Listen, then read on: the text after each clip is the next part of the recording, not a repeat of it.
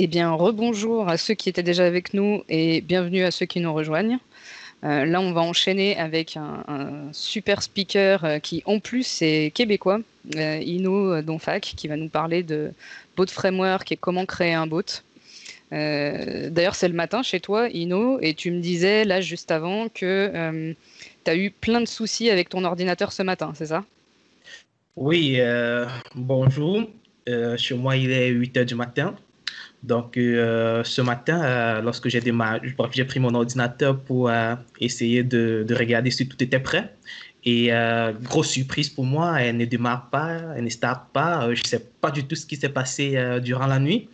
Heureusement pour moi, mes documents, j'ai toujours l'habitude de les déposer sur mon OneDrive. Donc, du coup, je suis allé récupérer mon document. J'ai prêté l'ordinateur portable de mon épouse. Et là, j'ai fait quelques configurations rapidement pour pouvoir être prêt pour ma présentation. C'est sûr que ça va un peu impacter mes démos, mais quand même, je suis prêt. Donc, la présentation d'aujourd'hui, on va voir comment créer un bot avec le SDK Bot Framework. On va parler des principes du design et de l'architecture. Donc, moi, je suis Ino Donfac, je suis architecte cloud et Microsoft MVP en intelligence artificielle. Okay. Ce qui est prévu pour aujourd'hui, on aura d'abord une introduction. Ensuite, on va voir comment créer un agent conversationnel en utilisant Boot Framework et Azure Boot Service. On verra comment rendre notre bot intelligent en utilisant les services cognitifs d'Azure. Et ensuite, on verra le modèle Virtual Assistant qu'on peut bien évidemment utiliser rapidement. Puis, on aura la phase des questions et réponses. OK. En fait, aujourd'hui, on parle beaucoup plus de bots, on parle d'intelligence artificielle parce que si on remonte historiquement dans les années 80, on a eu le PC. Ensuite, on a eu Internet qui est venu changer la façon de distribuer. Donc, désormais, on accédait, on allait sur des sites web, on avait de l'information qui était plus accessible à partir de nos ordinateurs. Plus on a les terminaux mobiles avec les smartphones et on a eu l'essor des réseaux sociaux qui sont devenus des moyens de communication beaucoup plus traditionnels que des appels téléphoniques ou bien que les forums.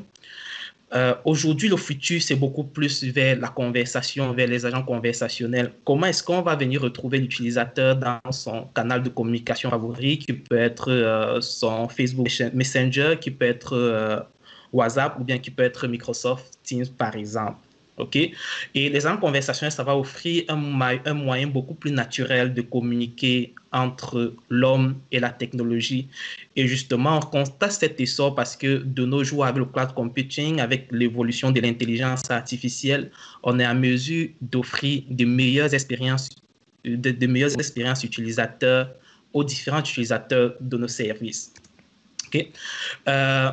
Pour créer le boot framework, on va utiliser, dans notre cas, on va utiliser les outils de Microsoft. Donc, Microsoft a mis en place un ensemble d'outils et de solutions qui peuvent être utilisées par des développeurs ou par toute entreprise ou toute entité qui n'a même aucune connaissance en intelligence artificielle, mais qui toutefois veut offrir de nouvelles expériences à ses utilisateurs. Okay. On a des solutions qui sont déjà tout conçues, donc des solutions SaaS, Software as Services. On va retrouver des agents tels que Cortana, qu'on peut intégrer à nos services.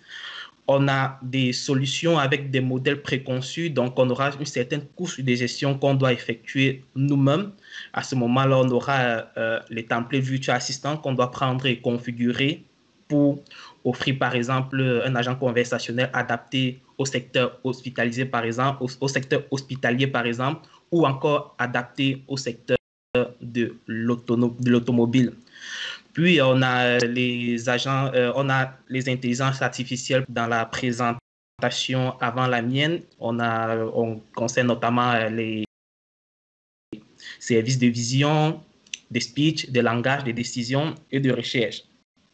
Ensuite, on a des outils qui vont nous permettre de conversationnel et de rendre ceci disponible à travers différents canaux.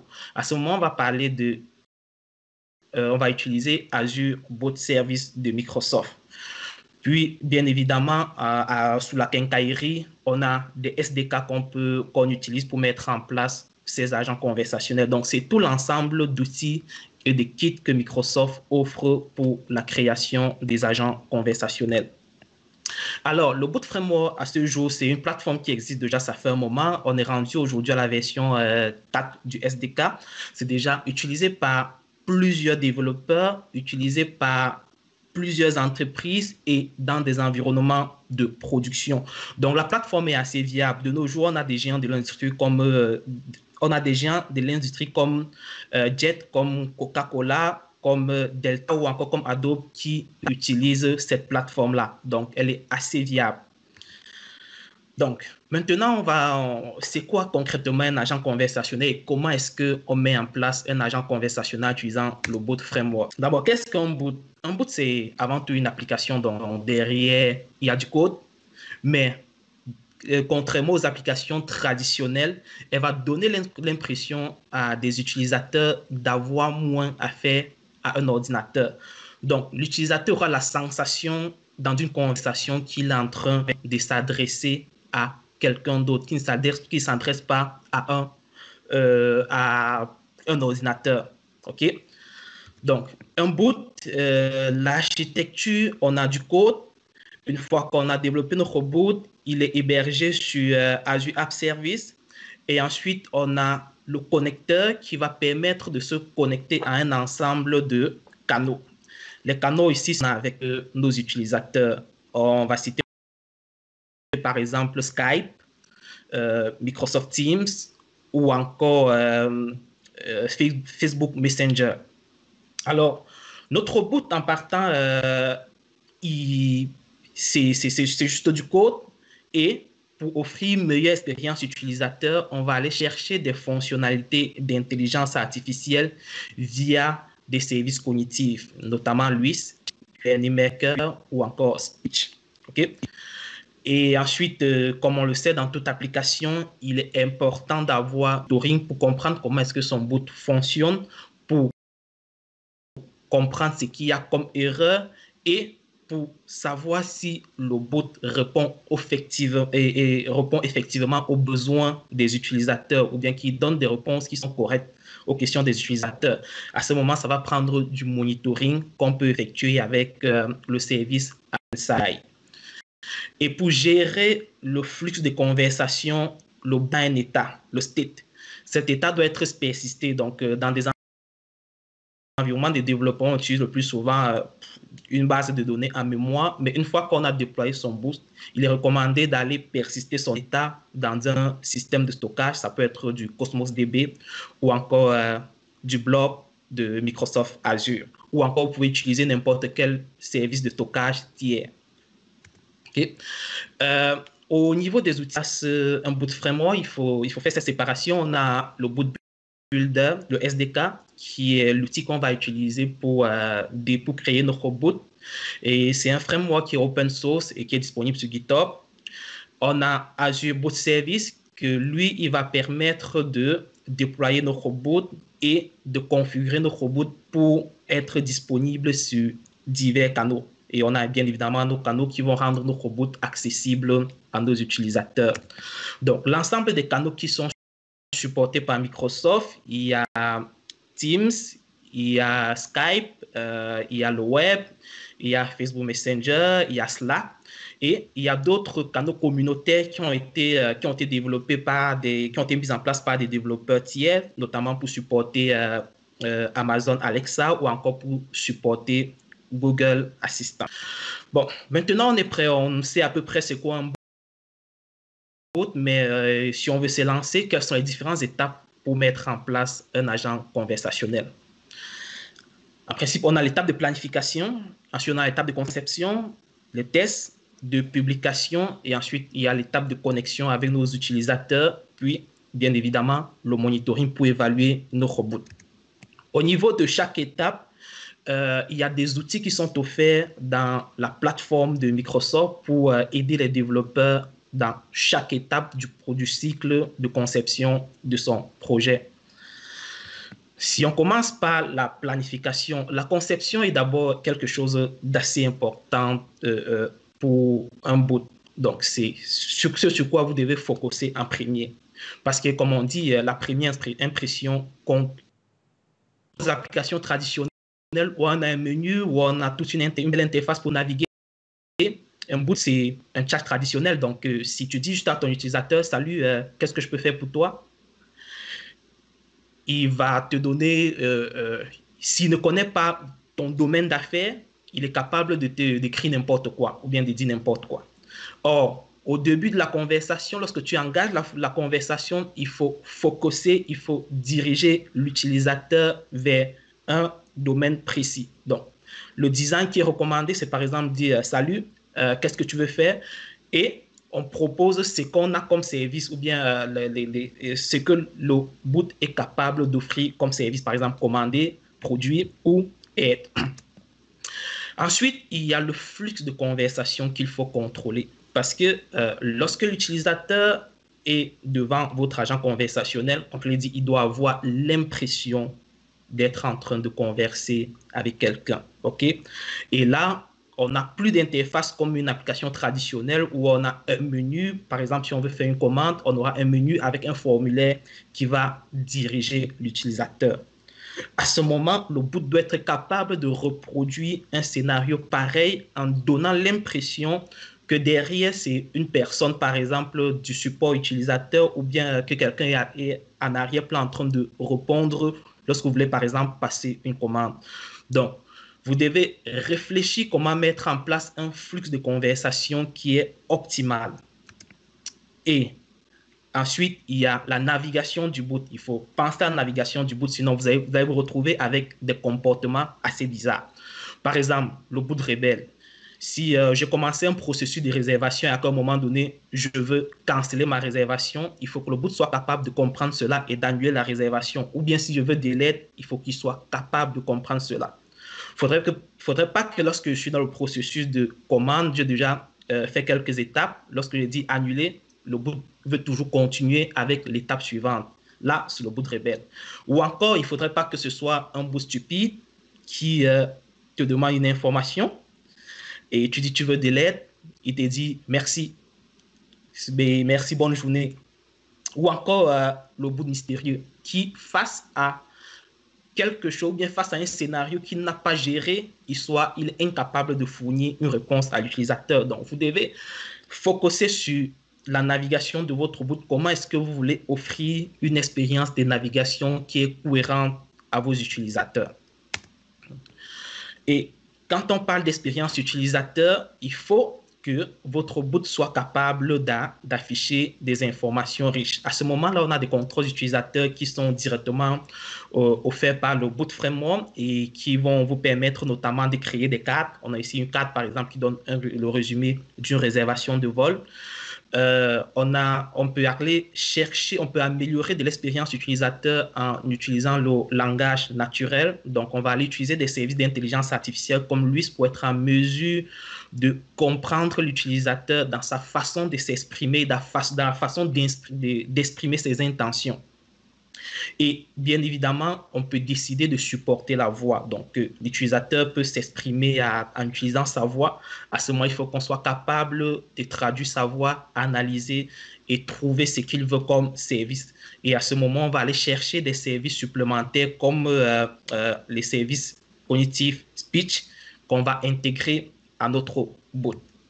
Une fois la planification, on va passer à l'étape de création de nos robots. Pour créer notre robot au niveau du boot framework, le SDK supporte plusieurs langages. On a C#, on a Node, on a Java, qui est encore en pré-version, et on a Python. Okay?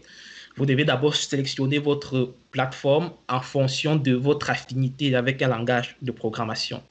Ensuite, l'étape 2, il y a des modèles qui sont offerts pour démarrer rapidement. Sur la plateforme .NET, par exemple, il y a des modèles pour Visual Studio qui sont offerts, il y a des modèles pour .NET Core qui sont offerts, et sur Node, il y a des modèles Yeoman qui sont offerts pour démarrer rapidement. Et on a des templates qui ont aussi été mis en place pour permettre aux développeurs ou bien aux équipes qui ont déjà un scénario d'avoir une quincaillerie de base. Par exemple, si on veut mettre en place un agent conversationnel pour le commerce, pour fournir des informations, on a un boot qui a été préconçu avec la quincaillerie de base pour offrir un tel service. OK? Et après, la dernière étape, c'est déployer notre boot. À ce moment, le déploiement, on va le faire sur Azure ou on peut l'héberger sur site, donc dans notre propre infrastructure, ou bien procéder à un hébergement hybride. OK? Au niveau du développement, le boot SDK intègre une bibliothèque Dialog qui est vraiment un élément essentiel, le kit de développement du boot framework. Parce que c'est cette bibliothèque qui va permettre de mettre en place un flux de conversation complexe. Parce que quand vous êtes en train dans un boot, on a la conversation qu'on a avec l'utilisateur et il faut être en mesure de gérer le flux de conversation. OK?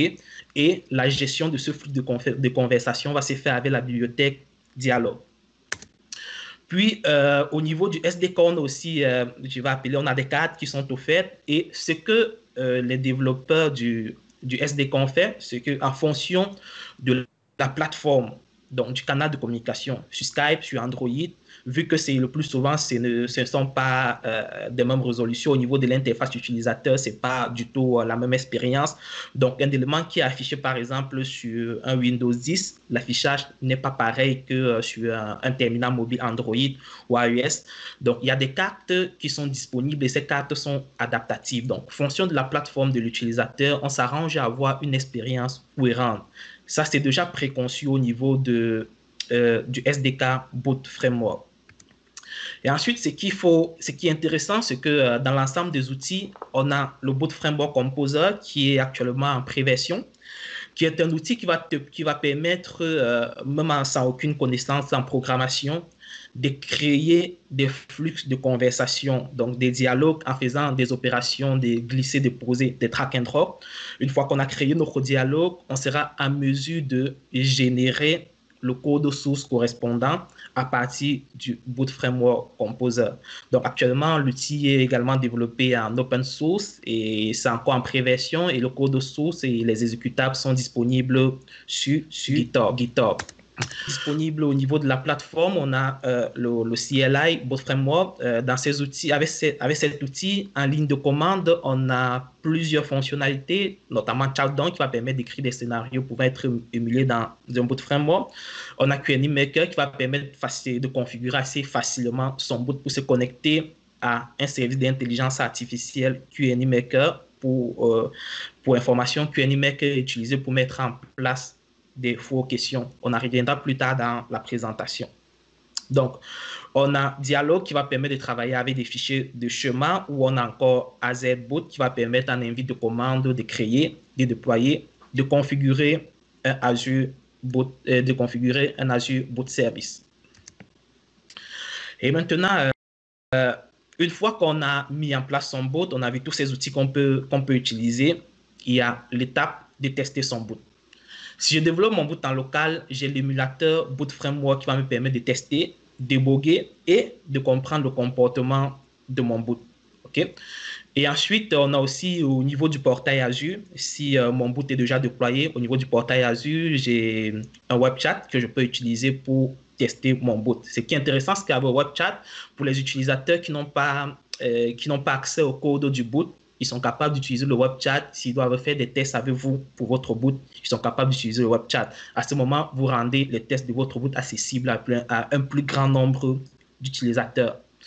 Et bien évidemment, au niveau du SDK du Boot Framework, il y a des bibliothèques, des librairies qui ont été introduites pour être en mesure de supporter la mise en place des tests unitaires de façon traditionnelle, tel qu'on le fait dans des applications web. À ce moment-là, on sera capable de simuler, par exemple, l'appel à un service d'intelligence artificielle comme LUIS ou simuler l'appel à QNI Maker ou encore simuler certains aspects du flux du dialogue. Okay. Maintenant, une fois qu'on a fini, on a testé notre robot, tout est correct. Maintenant, il faut le déployer. Okay? Quand on le déploie, on va utiliser Azure Boot Service qui va servir de passerelle. Azure Boot Service 6 est assez intéressant dans l'optique où il permet aussi d'accélérer le développeur. Donc, je peux commencer le développement de mon boot à partir du portail Azure directement. À ce moment, il va me générer du code que je serai en mesure de télécharger et d'implémenter mon boot. Il y a des modèles de démarrage rapide qui sont directement intégrés à partir du portail. OK? Et on est capable, à partir du portail également, d'enrichir nos robots en accédant aux services cognitifs ou encore de configurer nos canaux. Il est très important parce que pour être en mesure d'utiliser un boot sur Skype, sur Slack, etc., ça prend la configuration des canaux. Et cette configuration s'est faite directement dans le portail Azure avec Azure Boot Service. Okay? Et bien évidemment, derrière, on a toute cette gestion de l'infra qui est effectuée par Microsoft parce que n'oublions pas que derrière, c'est une infrastructure cloud qu'on utilise, donc la sécurité, la mise à l'échelle, bref, on a plusieurs fonctionnalités qui sont les mises à jour. On a plusieurs fonctionnalités qui sont directement déportées et gérées par le fournisseur de la plateforme qui est Microsoft. Okay? Une fois mon boot est publié, donc je dois le connecter à mes canaux, donc Skype. Donc, comme je l'ai dit précédemment, je suis capable de le faire directement à partir du portail Azure.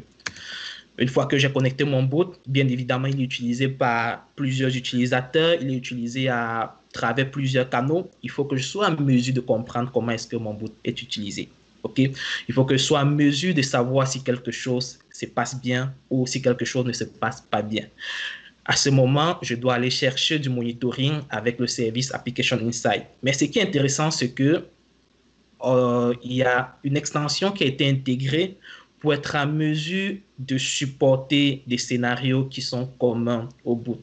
Par exemple, sur les graphiques, on voit qu'on peut avoir des répartitions des utilisateurs. Je suis capable, à partir des données de monitoring que j'ai, de comprendre par quels canaux les utilisateurs conversent avec mon boot. Est-ce que c'est beaucoup plus avec Skype? Est-ce que c'est beaucoup plus avec Slack? Et ainsi de suite. OK? Donc, après cette phase d'évaluation, nous allons passer à une démo rapidement pour voir comment est-ce qu'on peut créer un boot à partir du portail Azure. Donc, là, je vais quitter je vais accéder au portail Azure. Donc, ici, je vais créer une nouvelle ressource. Je vais sélectionner la catégorie intelligence artificielle plus machine learning. Donc là, j'ai Web App Boot. C'est le modèle qu'on doit utiliser. Donc, je sélectionne ce dernier. Et un nom à mon boot. Le nom doit être unique. Je vais l'appeler Boot AI To. Donc, je dois définir l'abonnement.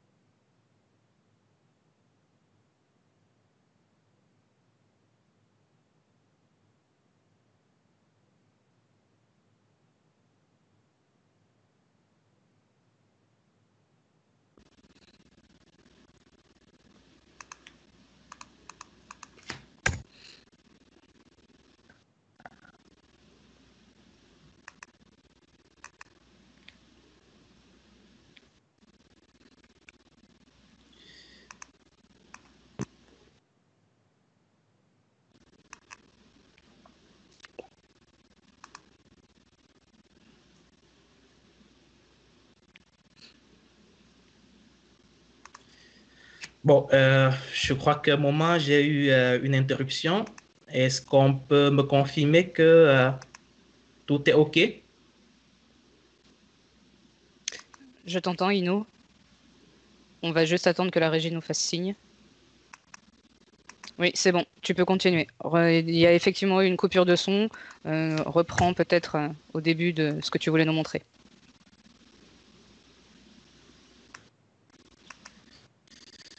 j'ai un problème. Là, c'est bon? Est-ce que j'ai eu un coupure un moment? Est-ce que tu peux me confirmer que là, maintenant, c'est OK? Oui, oui, c'est bon. Allô, allô?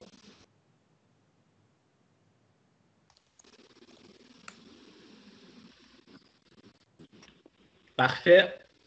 Donc, désolé pour le désagrément. On a eu une petite coupure. Donc, je disais, je vais me rendre dans le portail Azure.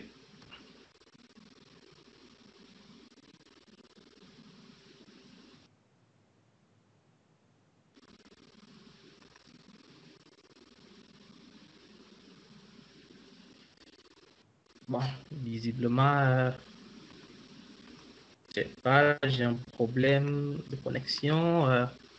C'est pas ma journée, donc je suis même pas sur mon ordinateur.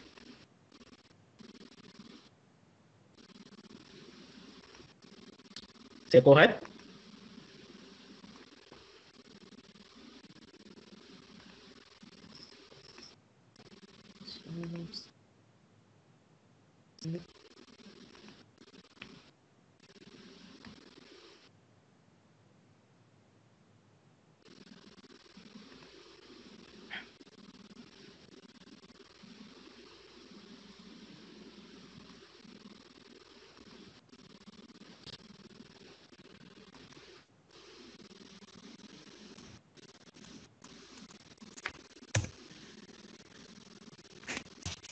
Est-ce que la revenu?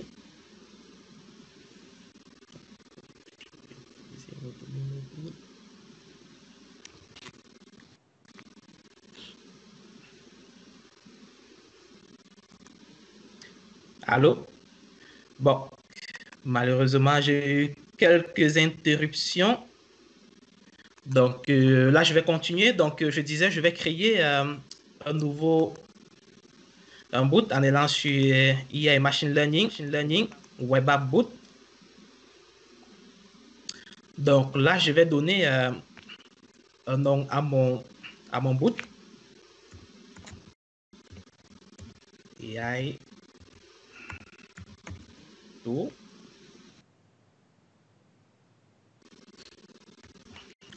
Je dois sélectionner l'abonnement à utiliser. Et ensuite, je dois créer un nouveau groupe de ressources.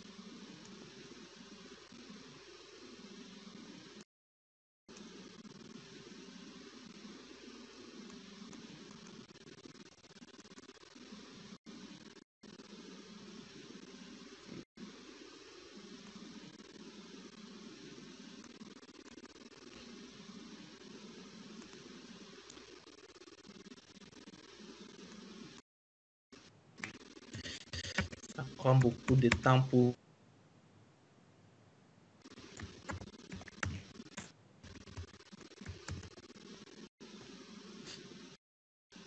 Ok, ça c'est parfait. Je définis le nom de ressources.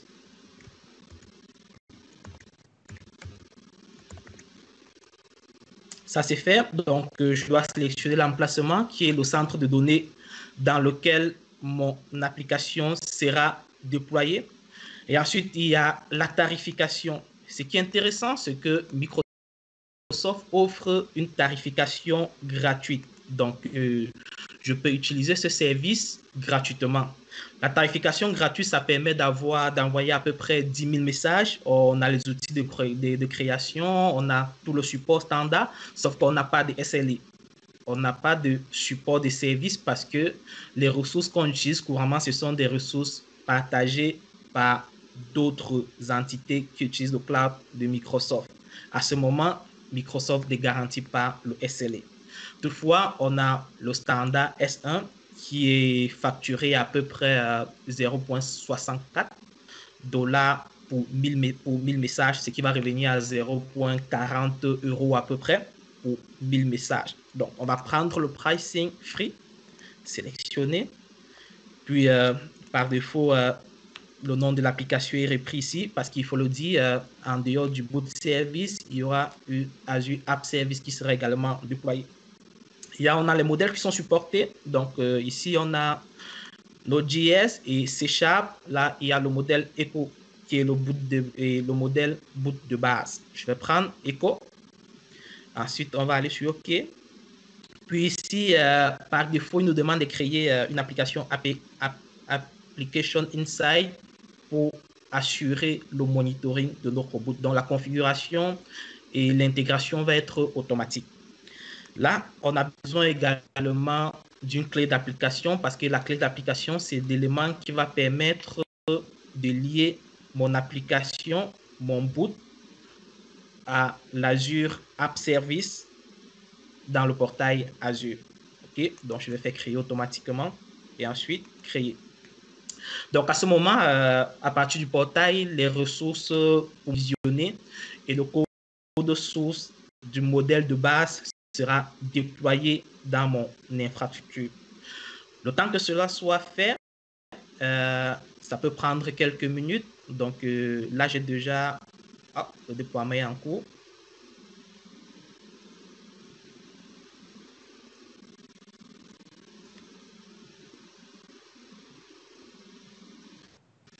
Donc, une fois le déploiement est achevé, on aura un ensemble de ressources qui vont être créées dans notre groupe de ressources. Il s'agit notamment, si je vais dans le groupe de ressources, le groupe de ressources n'a pas encore été créé. Pour gagner en temps, je vais aller dans un groupe de ressources que j'ai créé avec le bout que j'ai eu à créer précédemment. Donc, on va... Oh, voilà, déploiement réussi. Donc, là, je vais accéder à la ressource. Donc, si je viens au niveau du groupe de ressources, on va remarquer qu'on a l'application Insight qui a été déployé. Puis,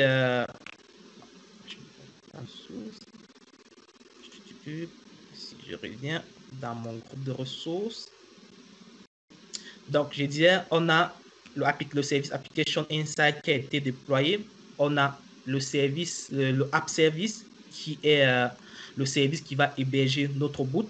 Et ensuite, on a un dernier service qui est déployé, il n'est pas encore visible ici, qui est le Boot Channel Registration, qui est basé sur Azure Boot Services. Et c'est lui qui nous intéresse. Donc, si je vais accéder à ce service, comme on le voit, c'est boot d'application web, vous allez voir que directement dans le portail, j'ai une fenêtre pour être en mesure de tester mon boot.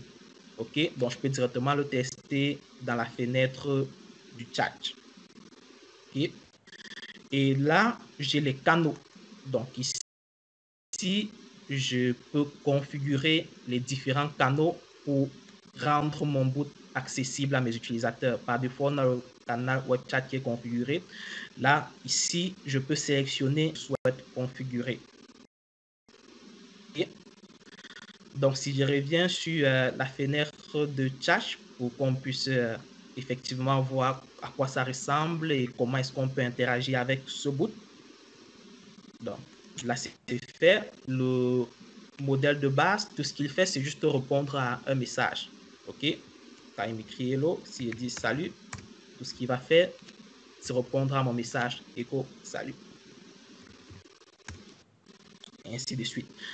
Regardons un peu le code de ce boot. Si je vais ici sur tous les paramètres d'application, là, je vais accéder au service App Service sur lequel le code de mon boot est déployé.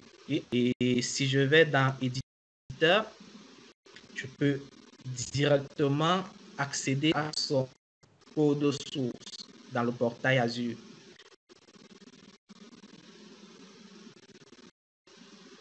Donc, le temps que ça charge, si je reviens sur notre service boot d'application web, si je vais dans la zone conception, build, vous allez voir ici, je peux télécharger le code du boot, je peux télécharger l'émulateur et une fois que le code est téléchargé, je peux faire les modifications republier sur le portail Azure. Et au niveau de la vue d'ensemble, bien évidemment, il y a directement dans le portail, on a de la documentation pour starter avec évidemment ce que j'ai présenté dans ma diapo, la planification, le versionning pour construire son boot, pour développer son boot, tester avec l'émulateur, publier. Okay. Donc, si je reviens ici, comme je l'ai dit, un boot, c'est une application. Donc, derrière, on a du code. Et il faut le dire, pour le modèle avec C#, c'est une application ASP.NET Core. Et là, c'est beaucoup plus Web API. Donc, si je vais, on a un contrôleur.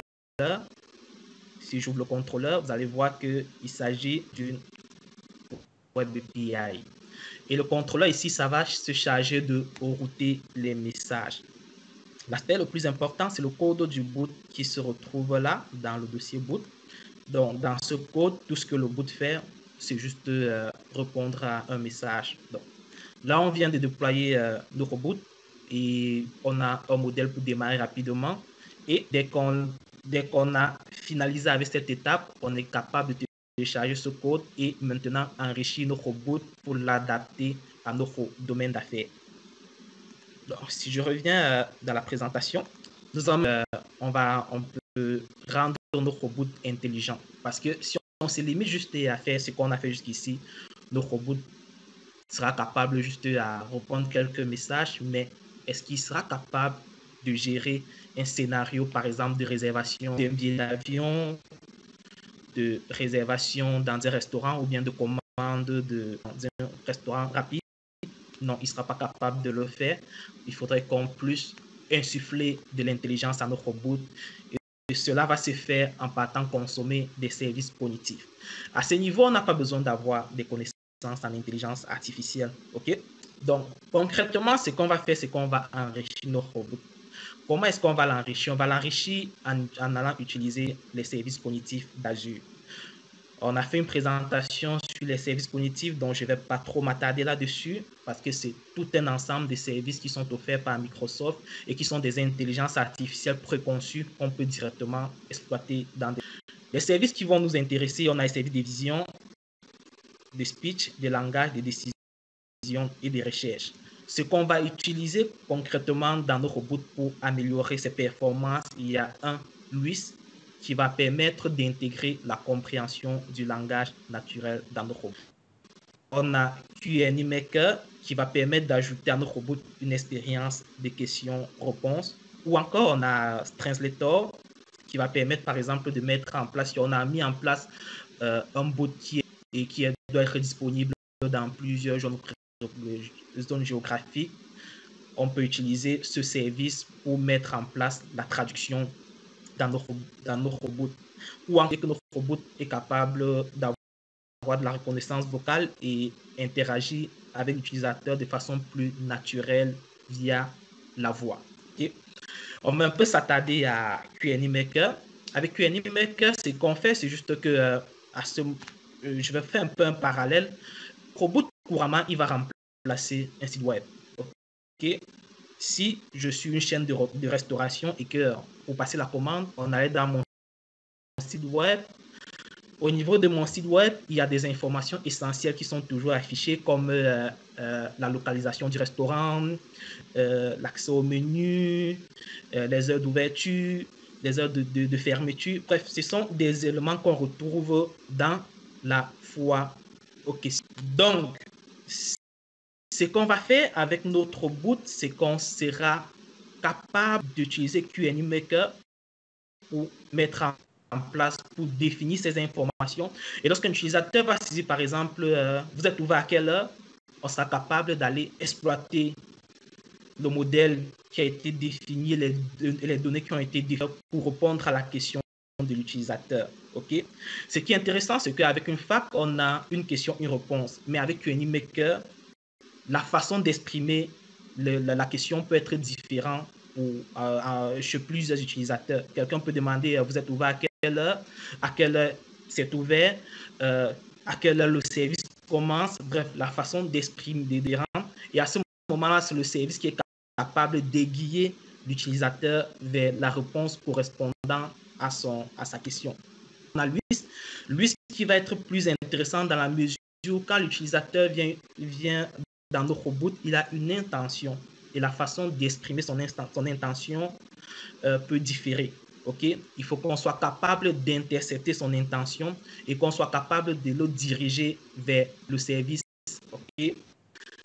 Et c'est à ce moment qu'on va aller exploiter les fonctionnalités d'intelligence artificielle qui sont offertes par LUIS. À ce moment, on va définir nos intentions, on va entraîner notre modèle et dans notre boot, on va juste mettre des if. En fonction de if, l'intention d'utilisateur, par exemple, commander, démarre-moi le dialogue pour commander. Si l'intention de l'utilisateur se pose une question, appelle-moi pour aller l'interroger et donner la réponse à la question de l'utilisateur. Si l'intention de l'utilisateur, par exemple, c'est avoir la météo, redirige-le vers le dialogue qui va permettre de recueillir qui va permettre d'aller chercher des informations sur la météo et lui afficher. Donc, c'est un peu comme ça qu'on va venir améliorer notre application en allant consommer ces services d'intelligence artificielle préconçus. OK? Donc, on a aussi Virtual Assistant, j'en ai parlé au début de la présentation. Donc, ce que Microsoft a essayé de faire, c'est de mettre en place des modèles qui, en dessous, on a toute la quincaillerie pour gérer tout un scénario. Par exemple, un agent pour l'hôpital, pour le secteur automobile, et ainsi de suite. Et ces modèles sont disponibles à travers Virtual Assistant. À date, on a 3 modèles. On a pour le domaine de l'automobile, le domaine hospitalier et également pour le domaine de l'entreprise, par exemple, aller consulter son calendrier et loguer des informations, ainsi de suite. Donc, ce que Microsoft recommande, c'est que en fonction de votre domaine d'activité, vous utilisez ce modèle préconçu et vous partez l'enrichir, alimenter ou l'adapter à votre contexte d'activité réel. Mais là, c'est quand même un excellent moyen pour démarrer. OK, au niveau des ressources, ce qu'il faut dire, c'est qu'on a tellement de ressources qui sont disponibles en open source sur GitHub, le CLI, l'émulateur, le WebChat. Et ce qui est important, ce sont les exemples. OK, on a sur le GitHub une cinquantaine d'exemples comment mettre en place un bot. On a le modèle de base, on a un modèle qui intègre QND Maker, on a le modèle qui intègre LUIS, on a des modèles pour mettre en place l'authentification, on a le modèle pour mettre en place un scénario, un flux complexe de conversation. Bref, on a une scène intéressante pour démarrer. Si vous voulez vous lancer, on a sur Microsoft Learn, on a des documentations complètes, juste suivre le lien et aller sur Microsoft Learn et faire la recherche boot.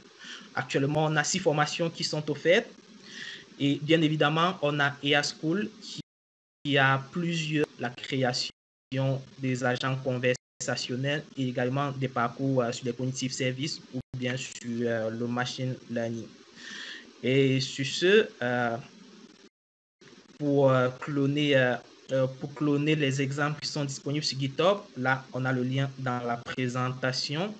Donc, je crois qu'on a Sion.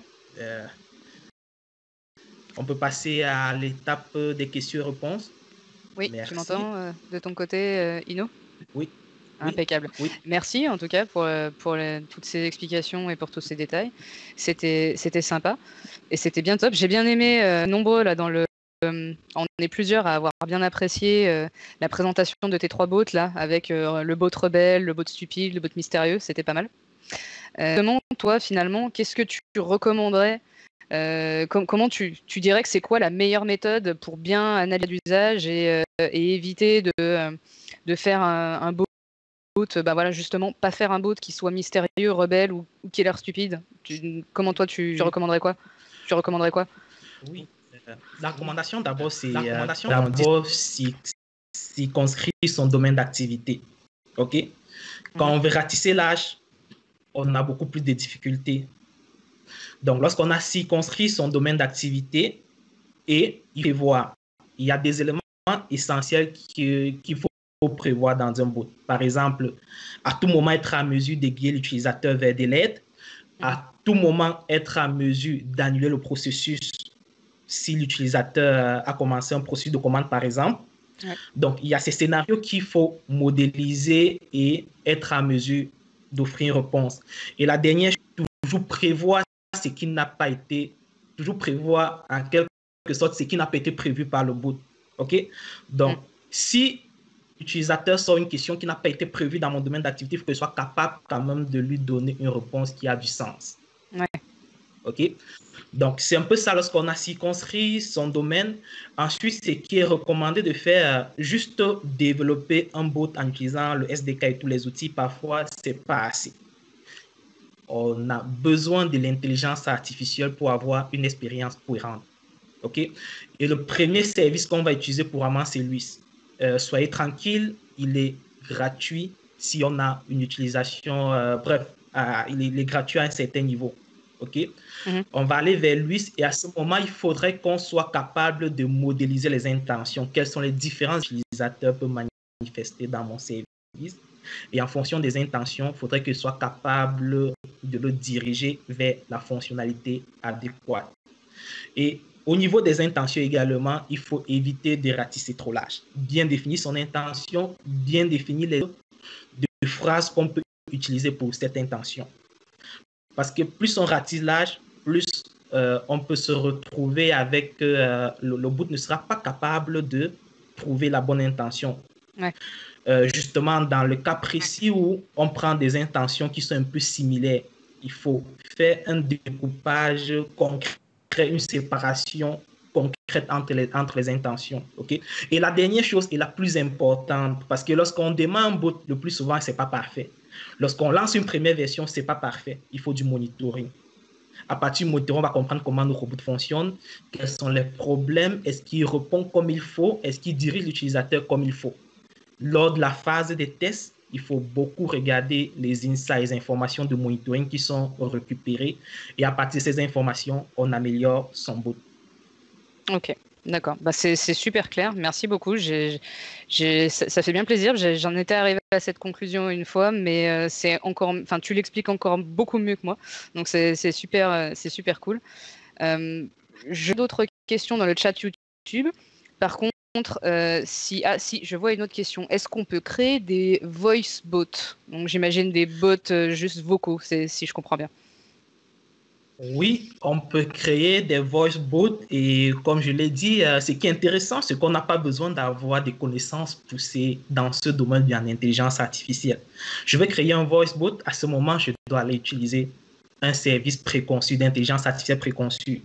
Donc, on aura ici Azure Cognitive Services, Pitch, que je vais prendre, je vais intégrer. Parce qu'en arrière-plan, lorsque l'utilisateur va s'exprimer, il faudrait que je sois capable de récupérer de la voix, traduire cette voix en texte. Une fois que je vais passer mon texte à un autre service d'intelligence artificielle qui est LUIS.